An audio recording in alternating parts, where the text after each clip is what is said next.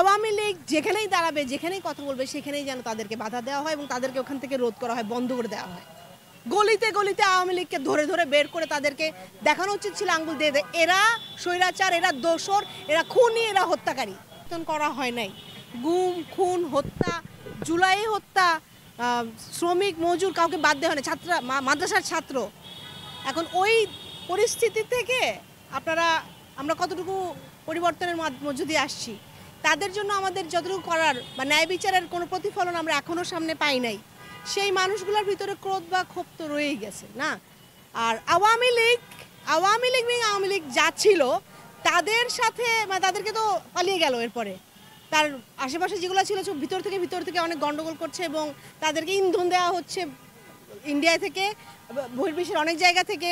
তাদের ভিতরে এখনও মিছিল বের করা হয় রাস্তায় রাস্তায়, আমরা দেখতে পাচ্ছি। এই যে দুঃসাহসটা করতেছে, এই জিনিসটা আসলে মনে হয় এখনও সাধারণ মানুষ দাঁড়ায়াই বন্ধ করবে। তো আমি আসলে এটাকে ওইভাবে দেখি না। আমি দেখি যে আওয়ামী লীগ যেখানেই দাঁড়াবে, যেখানেই কথা বলবে, সেখানেই যেন তাদেরকে বাধা দেওয়া হয় এবং তাদেরকে ওখান থেকে রোধ করা হয়, বন্ধ করে দেওয়া হয়।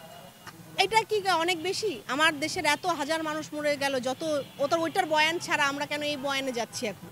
হ্যাঁ, এটা কি খুব বেশি? 1-2 জায়গায় আওয়ামী লীগের তো বাড়িতে বাড়িতে মার খাওয়ার কথা ছিল আমার মতে। গলিতে গলিতে আওয়ামী লীগকে ধরে ধরে বের করে তাদেরকে দেখানো উচিত ছিল আঙ্গুল দিয়ে এরা স্বৈরাচার, এরা দোসর, এরা খুনি, এরা হত্যাকারী। আমার মনে হয় সেটা, আমাদের মনে হয় সেটা, যারা ভিকটিম, যাদের পরিবারের স্বজনদেরকে হারিয়েছি, যাদের বাড়ির পাশের আমার ভাইয়ের বন্ধু, আমার ভাইয়ের সাথে হাজারো পরিবার প্রতিদিন গুনতেছি যে তাদেরকে কিভাবে টর্চার করা হচ্ছিল, তাদেরকে কিভাবে যদি হত্যা করা হয় কিভাবে করা হয়েছিল, যাদের লাশ টেনে নিয়ে গেছে, যাদের লাশ পায়নি অনেকে। সেই জায়গা থেকে আসলে কি এই বয়ানগুলো এখন বাংলাদেশে আসলে না।